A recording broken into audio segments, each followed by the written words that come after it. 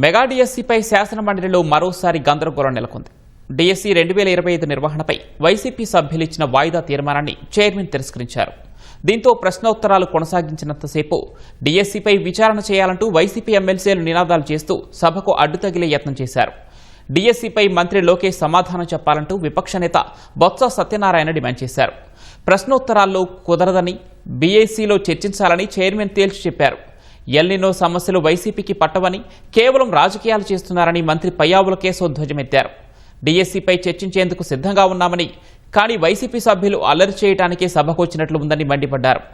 సభ పొడిగించాలని బొత్స కోరగా question hour అయ్యాక బీఏసీలో చర్చిద్దామని chairman చెప్పారు. అయినా వైసీపీ ఎమ్మెల్సీలు నినాదాలు ఆపకపోవడంతో మండలిని వాయిదా వేశారు.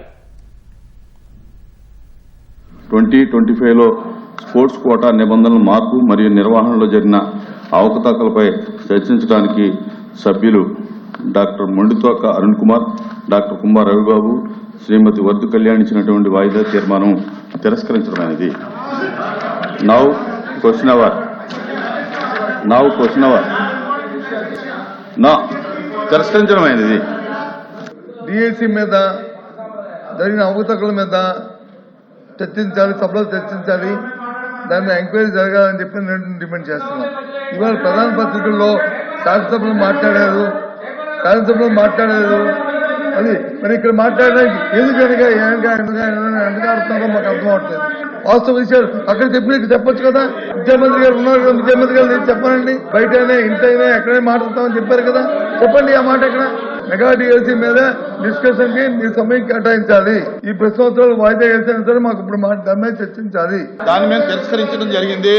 మీరు వేరే ఫార్మెట్ లో రండి, లేదంటే మళ్ళీ ఒకసారి బీఎస్సీ పిలుస్తాను, బీఎస్సీలో మీరు డిసైడ్ చేసుకోండి.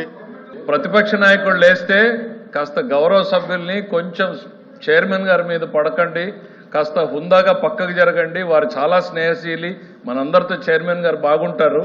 అట్లని మనం ఆ చైర్లో కూర్చున్నప్పుడు వారి మీద పడేటువంటి అడ్వాంటేజ్ తీసుకోకూడదు అనేటువంటిది ఇది మన సంస్కృతి, మనం నేర్చుకున్నటువంటి సంస్కృతి.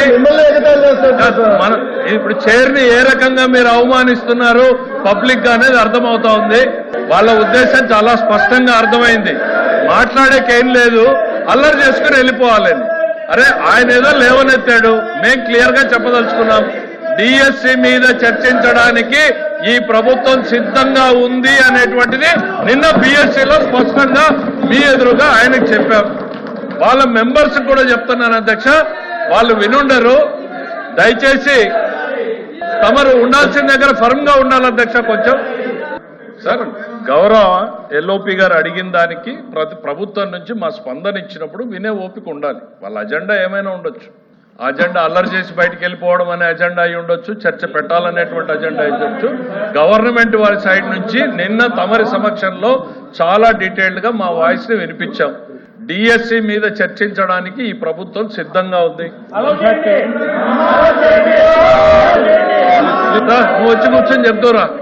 నువ్వు వచ్చి కూర్చొని చెప్తారా మీరు లెజిస్లేటివ్ అఫైర్స్ మినిస్టర్ చెప్పేటప్పుడు ప్రభుత్వ ఆలోచనని వినకుండా మీరు డిక్టేట్ చేయాలనుకుంటే జరగదు, ఇంపాసిబుల్. ప్రజలు ఎవరు ప్రభుత్వాన్ని నడపాలి అనేటువంటి నిర్ణయాన్ని ప్రజలు డిసైడ్ చేశారు.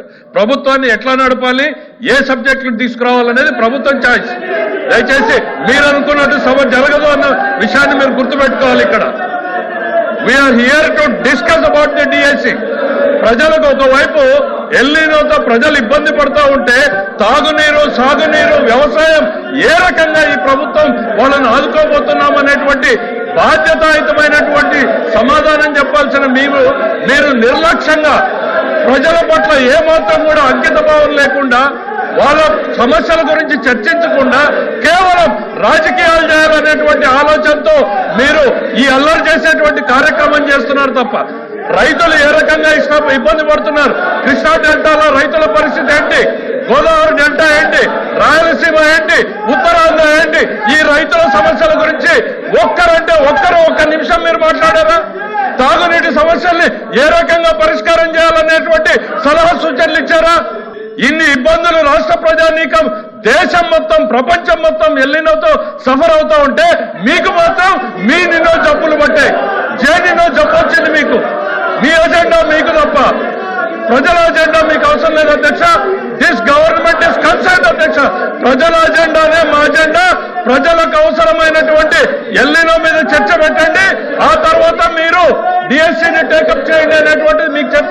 దానికి వీఆర్ స్టిల్ స్టికింగ్ ఆన్ అధ్యక్ష. ఓకే, ఎల్ఓపి గారు.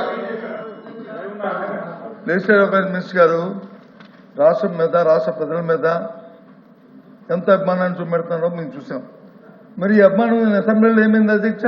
అక్కడ తెచ్చిన ప్రజలు కదా, అక్కడ వచ్చి వెళ్ళిన రెండో పెడతారు, ఇక్కడ వచ్చి మాత్రం ఇక్కడ పెడతారు. ఎల్ఓపి గారు, ఎల్ఓపి గారు, అంటే ప్రజల మీద ఎంత కాలు పెద్ద ఉందో. క్వశ్చన్ అవర్ అయిన తర్వాత బీఎస్సీ పిలుస్తాము, సార్. బీఎస్సీ లో డిసైడ్ చేసి మీరు అది లేదు, నన్ను పిలిచారు. ఓపెన్ చేయండి అధ్యక్ష, ఓపెన్ చేయండి అధ్యక్ష, ఓపెన్ చేయండి. 4 రోజులు పెట్టే అసెంబ్లీని ఇంకో 2 రోజులు పొడిగించండి, బీఎస్సీలో మాట్లాడు. పొడిగించండి, మాట్లాడుకుందాం. అది BSc లో మాట్లాడదాం. జీవితంలో ఒక్కసారి డిఎస్సీ ఆయన కూడా మంత్రిగా ఉన్నాడు, వీళ్ళు డిఎస్సీ గురించి మాట్లాడతారు, మేము వినాలి. వాళ్ళందరూ గౌరవ సభ్యులు పైనకెళ్ళి డిఎస్సీ గురించి మాకు చెప్తారు, మేము వినాలి. అరే తెలుగుదేశం అంటేనే డిఎస్సీ 1 కాదు, 2 కాదు, 3 కాదు, 4 కాదు, 14